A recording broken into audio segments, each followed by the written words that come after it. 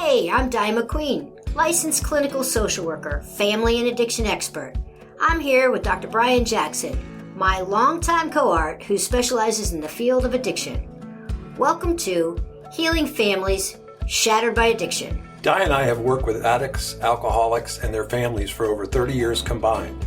Our podcast and coaching programs focus on families who have a loved one suffering from addiction. Our experience has been that this disease affects families as much, if not more, than the addict or alcoholic. Is your world spinning out of control? Are you codependent? Are you experiencing worry, loss of sleep, and difficulty concentrating? If so, you're in the right place. Brian and I have both personally lived it, learned it, and now we're going to teach you tools and techniques on how to get your life back that you thought was shattered by addiction. Okay, let's dive in. Hi, everybody. This is Dr. Brian Jackson, and this is Healing Families Shattered by Addiction is our podcast, and I'm here with my partner, Diane McQueen, and we have a special guest with us today, Tracy Collins. And Tracy, we asked her if she would come on the podcast, and she said she would be delighted, which is always a good answer that we like, because some people will hesitate. So thank you so much, Tracy. No hesitation, Brian. No hesitation at all. Thank you. Thank you so much. Hi, Trace. Hi, Bri. Good to see you. Hi. So again, we've known Tracy for 7 years. We've had a chance to work with her, and she is sober for 7 years. And Woo! It is the month of September in 2024, and it is National Recovery Month. So we are thrilled to have somebody that we've worked with who is excited about recovery and on with us. Just a little background, on Tracy. Tracy was in the military, in the Navy for 4 years. So thank you for your service for your sacrifice in doing that. And you were worth it. Yeah. And so are you. Thanks, Trace. We appreciate you. She has spent many years in the entertainment world. She's been a TV personality. She's just kind of been a Jill of all trades. Is that the word? Instead of a Jack of all trades. But not only did Tracy work with us, but upon completing her program of recovery, she wrote a book, which you can find on Amazon. It's called Stumbling into Sobriety, and it's a great read. And so, Tracy, hi, how are you? How's your sobriety going? Tell us a story.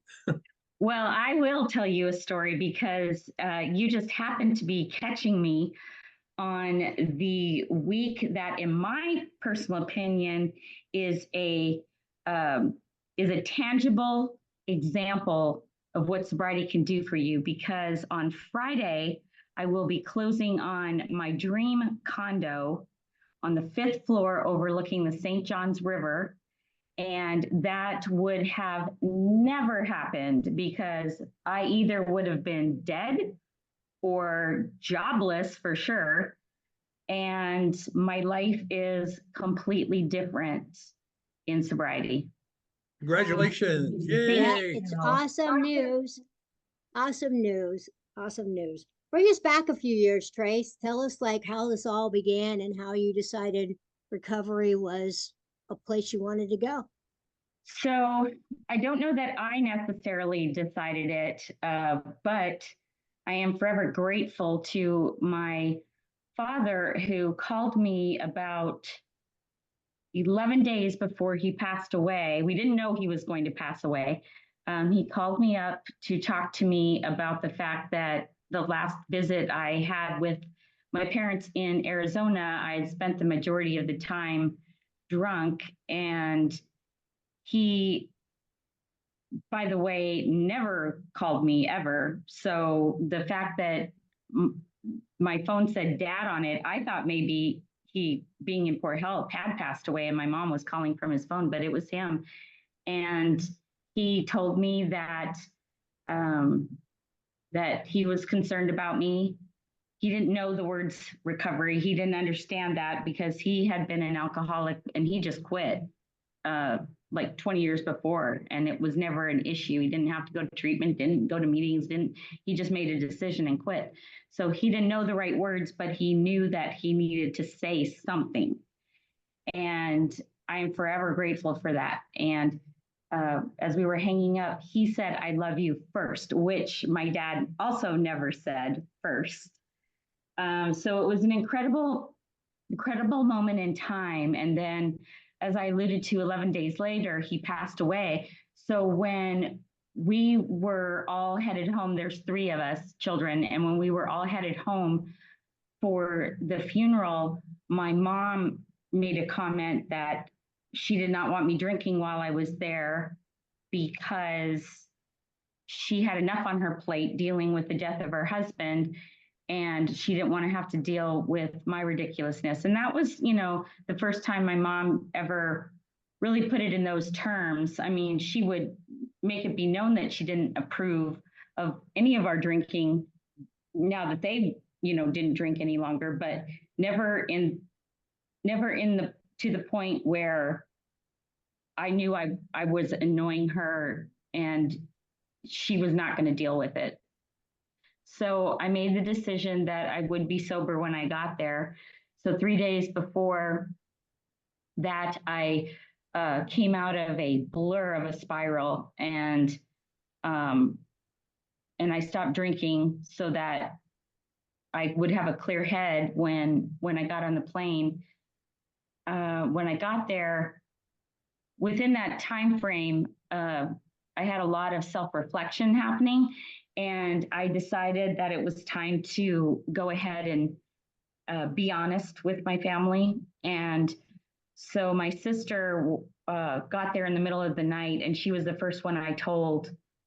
And she had lost her son the year before, our dad, and she told me that she lost her son, now she's lost her father, and if she loses me, she is positive that she would not survive. And I knew that would be true because I knew how much depression she had gone through after her son's death. I knew the internal battle she had going for our father's death, and I knew that she just would not be able to handle living in this world without then me, because I sort of was like that rock for her my whole life. And so that really shook me and made me understand that this wasn't like something any longer that I was thinking about doing. This was now something I had to do. And everybody says that you need to get sober for yourself. But the truth of the matter is sometimes it is those external influences that get you started on the right path.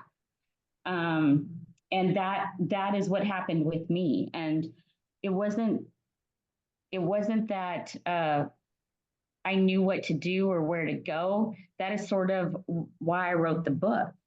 Are you okay with me just going ahead and segueing into that first year, Brian? Oh, absolutely. Absolutely. Okay. Absolutely. Whatever you want, girl.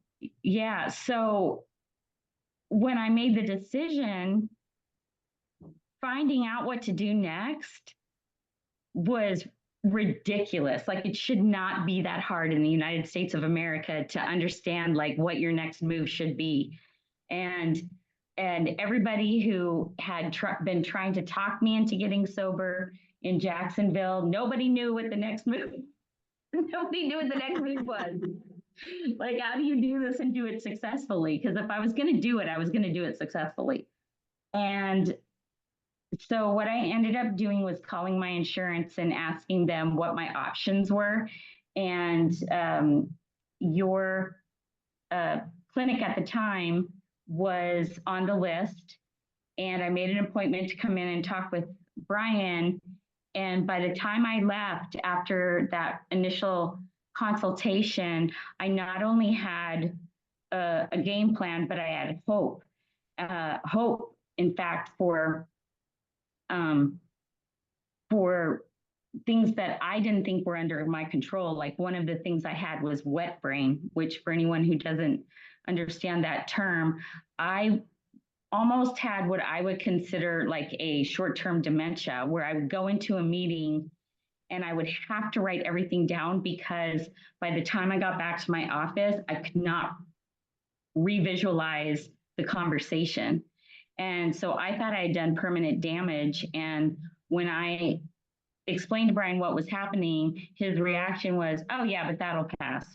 And he could have told me that the second coming of Jesus had just happened, and I couldn't have been any happier because I valued my intelligence and I thought I had lost it forever. So the book is really, it's about my first year in sobriety, all the aha moments. Because when friends who had gotten sober would tell me like how awesome life was sober, I would think, but is it? Is it? And so I wanted to make literal references day by day of things that were happening along the way so people could truly understand, at least from my perspective, the things that changed along the way in that first year, as well as share some clinical facts about how alcohol works on our bodies, why women are more affected than men, why just a lot of varying factors that I felt were important that I did not find in any place. And it really didn't matter to me if people bought the book or not. It almost became like a way to purge my system of all that was happening. And I will say that the goal was just to help one person get sober. And I am grateful that since then, I've had many, many people tell me that they have utilized it to help themselves, help a family member, help, somebody else. Or I've had people who are sober that say it is a good reference to give to their family so that their family can understand a little bit better about their battle, because oftentimes families don't understand what is going on. And it's little things like them saying, well, yeah, but, or like, for example, I hear this a lot too with people who have issues with drugs. They'll say, oh, well, I mean, if pills and drugs were your problem, then it's okay if you drink. And not realizing that the inhibitions, break down as a result of alcohol use. And, so just a lot of little different idiosyncrasies like that that I've been able to share. So that's been one of my one of the things that I appreciate for both of you participating in and being so open with. It's you have helped people beyond your walls. Tell me about your starfish story. I always use the starfish story that you have about recovery. Yeah. So this man was walking down the beach one day and he ran into a little girl who was picking up starfishes and chucking them back in the ocean, and picking up starfishes and chucking them back in the ocean. And he asked her what she was doing, and she said, well, I'm saving the starfish. And he looked up the beach and saw, just hundreds of starfish down the beach. And he said, well, you're not going to be able to save all of them. I mean, there's hundreds of them out here. What does it matter? And she picked up the starfish and she looked at it and she looked at him and she said, it matters to this one. And she chucked it in the ocean. And so the idea is that you can't save everyone, and not every form of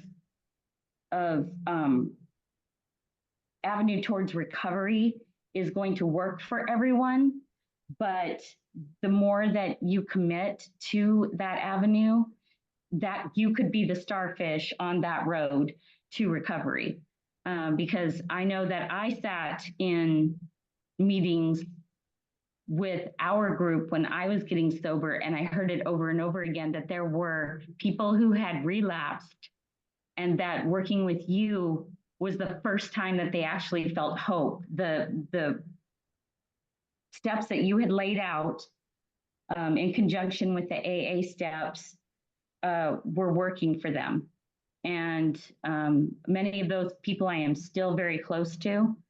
As far as I know, all of the ones that I was close to are still sober and thriving. Some have gotten married, some have had kids. It's wonderful. Thanks for the chill bumps. I'm Yeah, sure Di that has is. them It's too. It's awesome. always great to hear. It is. I have a couple thoughts I wanted to have you elaborate on. You know, the Sure. one thing that you mentioned, which I happen to, and Brian happens to agree with wholeheartedly, is that you don't always, I'm a big soft lander, right? So I always tell people, like, in families especially, that sometimes we need a carrot, you know. So you mentioned that it, you know, wasn't necessarily for yourself in the beginning, but through that it became that. So I was like so excited to hear that, because a lot of times that's true. And if we can get someone to understand that, if I start the momentum with somebody else getting me encouraged to do so, I can do this.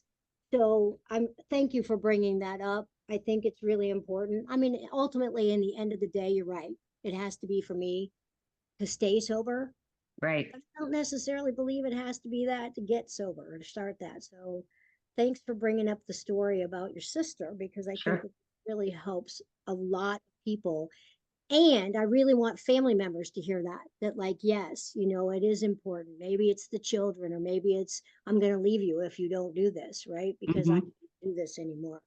I love that. So thank you, because I think that's a message people need to hear. In addition to, you mentioned that, you know, we don't always have the same avenue.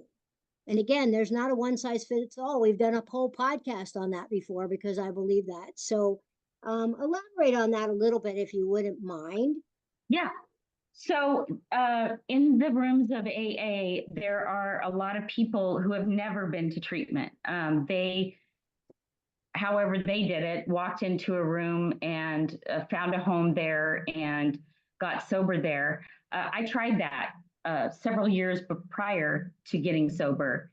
And when I went there, when I finally had enough guts, because I had somebody else who wanted to get sober too, that I was close to, we went together. We didn't know what we were doing. We just heard, you know, if you want to get sober, you go to AA. And so we went to this meeting, and during the meeting, there was this big fight between like two old timers, and then the person leading the meeting like was like, whoa, you know, keep this outside, blah blah blah. And I walked out of there and I was like, I need to go to get a drink after that, because I just like, I couldn't relate to that at all. I was like, any part of this. So that was my one experience with AA until I did end up getting sober. But there are many people who go in and they find camaraderie, and they do it on their own. And then there are many people who I have met and known personally who need way more structure. They need to go to inpatient treatment, or they can't pass the liquor store on the way home. I thought I was one of those people, but by the time I saw Brian, after I'd gotten back from my dad's funeral and had made the call to insurance and gotten the appointment set up, by the time I did that, I had been sober for, I want to say 10 days. And so when I told him that, he was like, you don't need inpatient. He said, that's for people who can't, who just can't. Yeah. And so it was outpatient for me. I never missed a day. Once I committed to perfection. If I had an event I had to go to that night, I would show up at the meeting for 15 minutes and then go to my event. And I did that for 10 weeks straight, 4 days a week. And through that camaraderie in our group sessions, I found people who wanted to not wait until graduation to do AA as a continued recovery. We just started going to meetings on our own on the weekends, and as I did that, I was just hungry for knowledge, and so I went to a lot of the big book studies. I went to 12 and 12 studies, just to really kind of understand how this alcoholism works, because it's this mystery, right? It's this mystery of and everybody is individualized. Some people it's from trauma, and some people it's from, the THQ in the brain that just latches on and can't let it go. And, uh, uh, it's so individualized, but I wanted to understand all of it. So I became a student of it. And then, of course, got the inspiration to write the book because I wanted to share what I had learned for people who maybe hadn't had the guts to go into an AA meeting yet, or to ask somebody in their family, like, can you help me figure out how to make this happen with either outpatient therapy or inpatient therapy, and just kind of give an insight, sort of like I was very much inspired by the TV show Mom, which shows the inside of the AA rooms, because if you've never been in one, then you don't even know what happens in there. And I always like to tell people I live my sobriety out loud, but I protect the stories and the people who are inside those rooms. Their plight is not my plight. I just choose to live my sobriety out loud, because if I had known someone who was doing the same that I could relate to, then I would know who to ask questions. But I had nobody to ask questions leading up to that. And since that time, I'm sure you all have noticed that it has become a movement amongst celebrities who share their stories of addiction and their recovery, starting with Rob Lowe, who many didn't know got sober. I think it's like 32 years now. Miss America, she was Miss America, I want to say, oh my gosh, it'd have to be close to 20 years now, since I've been sober 7 years, but she did a TED Talk on it. Just a lot of these people with influence are saying, you know what, I'm not going to live like I'm in shame for my addiction, for something that I felt I had no control over. I just didn't know doing something that was legal, that was socially acceptable, that was a staple of, honestly, of our entire community as Americans.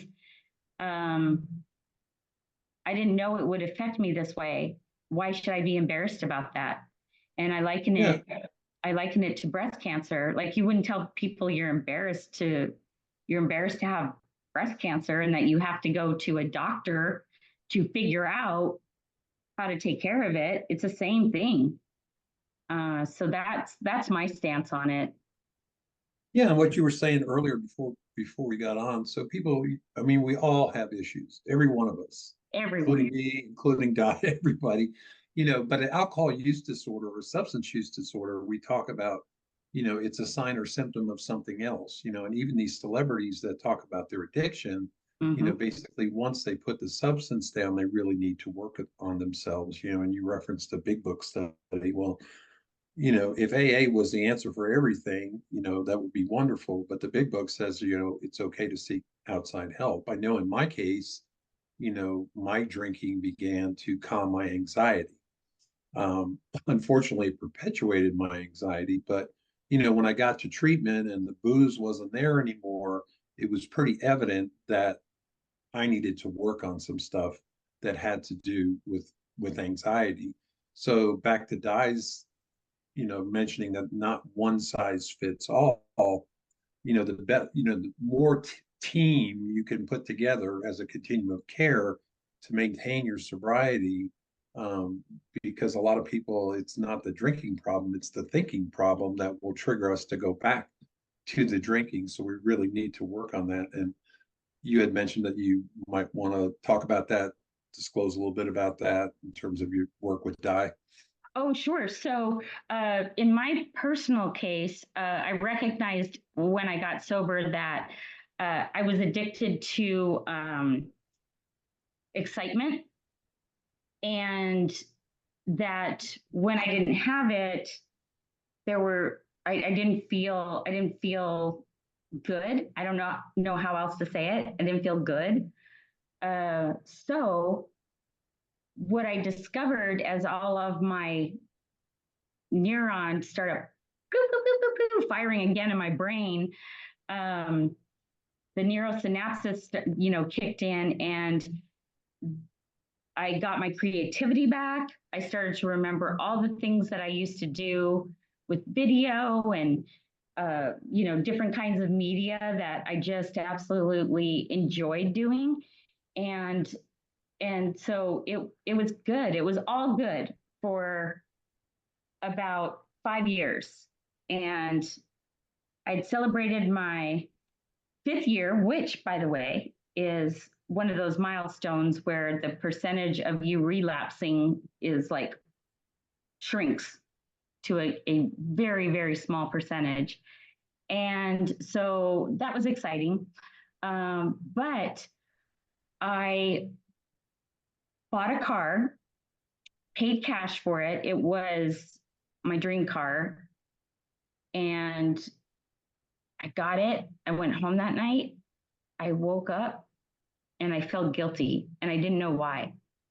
I felt guilty that I gotten something so nice, and I could not figure out, I couldn't put my finger on why, because I had worked really hard. I've worked my whole life. My parents taught me delayed gratification. They taught me,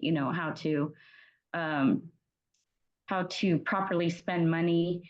And so I had lived below my means my entire life. And here was something that I was finally going to reward myself for all of my hard work. And by the way, it wasn't a brand new car. Just like my dad taught me, it was 3 years old. Let somebody else pay all of that, that giant gap of what it's worth. And here I was feeling guilty about it, and I could not figure out why. So I called Di and I said, "Hey, I think I need therapy."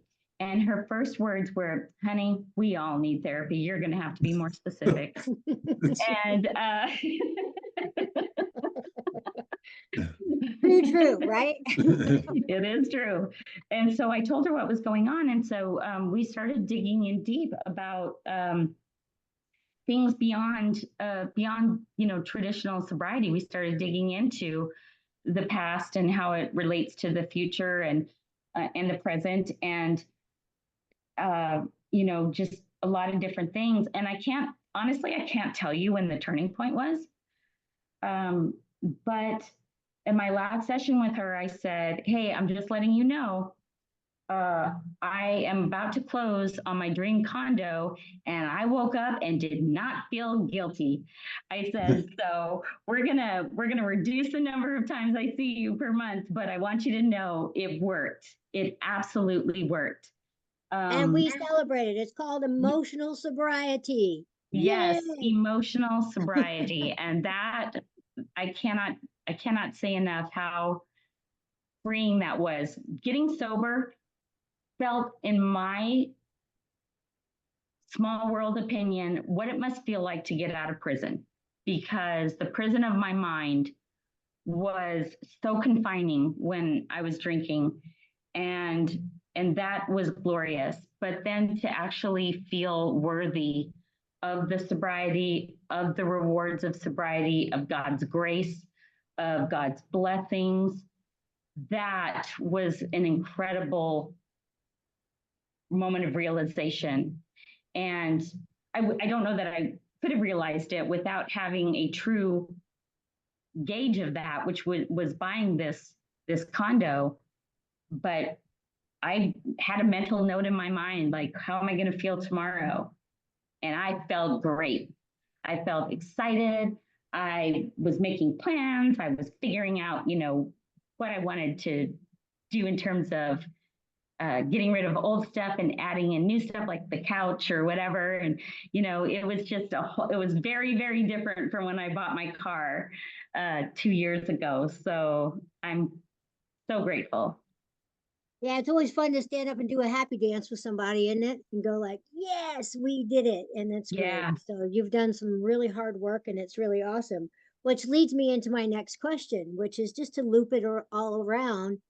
You mentioned that your family was a really intimate part of this recovery. Mm-hmm. And I wonder if you could just elaborate on what, just for a couple minutes on what families can do to be helpful for Sure. those who are going through this, especially in the beginning of recovery, so that maybe they get a better understanding from the perspective of, the recovering person, why it's important and what they can do to be helpful.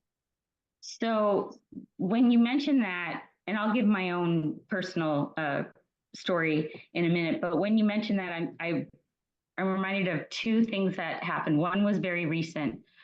A young lady called me and told me that she was really struggling. She had been sober for 30 days.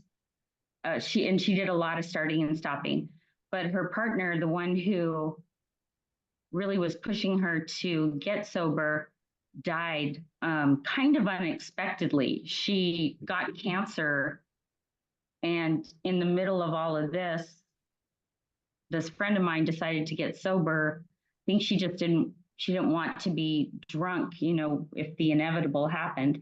And so she called me to tell me that she was struggling. And I said, okay, well, I'll go to a meeting with you tomorrow and then we'll go to lunch. And she said, yeah, that's what I really need. She said, one of my friends called and said, what do I need to do? Should I bring a 6-pack over? And I said, listen, that's not your friend. And I said, if I understand that this is probably somebody who you associate with, who doesn't understand the disease, and so they don't understand how detrimental that one statement can be, but that's not your friend. So association is really everything. I was grateful enough to be surrounded by friends who, I remember one time I had bought a bottle of wine for a client and had it in the back of my car. And one of my friends saw it and called me out. Like she was about to get angry. Like, that's a friend. Yep. That's a friend. So the other one is a gentleman who called me up and asked me for help with his son, and my mom just happened to be in town. And so my mom and I went over there and we were talking to him, and he had been, this is a grown man, his son was a grown man, 30 something years old, and he had been supporting him for I don't know how long. It had been a while.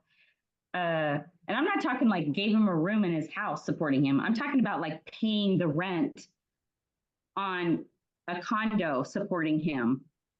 And I said, that has to stop. And I explained to him why. Whoops, sorry.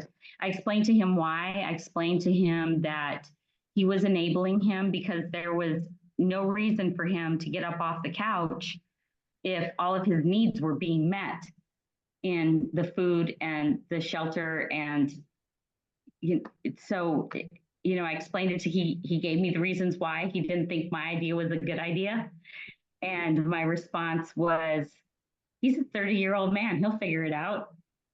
And so he did it. And I don't even think it took 2 weeks. And this guy went into treatment down south and he's been sober ever since. And this was, I think, 4 years ago. Awesome. So family plays a huge influential part in our recovery story. But one of the good things about going into a formal counseling is that you are given permission and you are given ideas and you are giving strategies, which I got many times from both of you, on how to deal with family members. So if they're not providing me with the kind of support that I need, you gave me permission, like it's okay to tell them.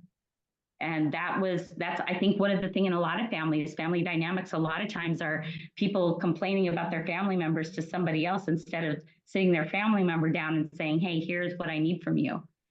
And So even though my family was super supportive, there were mistakes that they made that I was able to correct in a kind and loving way, and let them know, like, my number one job today is to stay sober, and you doing or saying XYZ is not helping.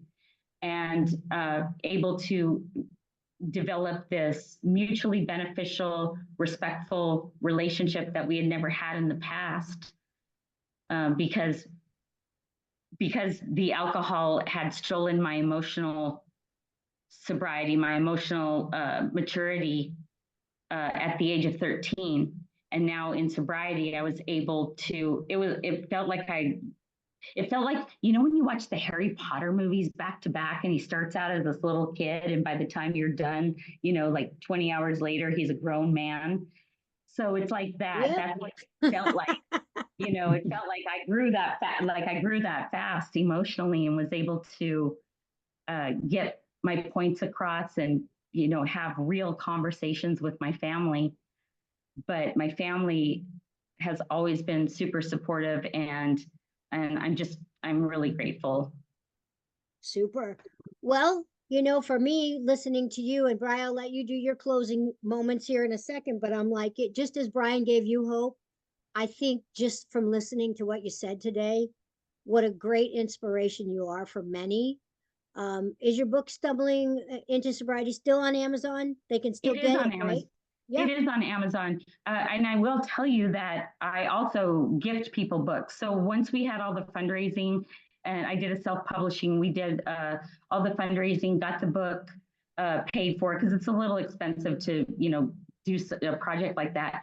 And then did a book tour on the East Coast, because I'd been, you know, in television. So I stopped in at the Fox and CBS stations along the East Coast and back again. Once we did that, and that was all paid for, I went ahead and closed out my my nonprofit, which is what we used, the money went into to pay for all of this. I closed that out, and now all anybody has to do is ask me, and I will order them a book complimentary. It's awesome. Oh, wow. So That's you sweet. continue to do that. Right. Go ahead, B. I'm sorry. Yeah. No, that's okay. Yeah. When you were talking about the Harry Potter stuff, I went to see Rod Stewart a couple of weeks ago, and I'm trying to think of the song, but it said, "I wish that I knew now. I wish I wish that I knew what I know now when I was younger." Yeah. So it just kind of spoke to me. Sorry, Yeah. I stumbled over that, but That's okay. I'm not a singer, but thank you so much, Tracy. And I think that hopefully people listening to this will be inspired and encouraged and full of hope that you know, you can recover, their family member can recover, and that it's just so important just to never stop loving them. But so Di, thank you. If you have any Thank you both. questions for us or any questions for Tracy, we'll pass them on to her, and you can send it to info@familyandaddictionexperts.com. And again, Tracy's book is Stumbling into Sobriety by Tracy Collins, and you can search that on Amazon. So thank you. This has been wonderful. Thank you so Thank much. you. Great inspiration for Recovery Month. Thanks so much for joining our podcast, Healing Families Shattered by Addiction.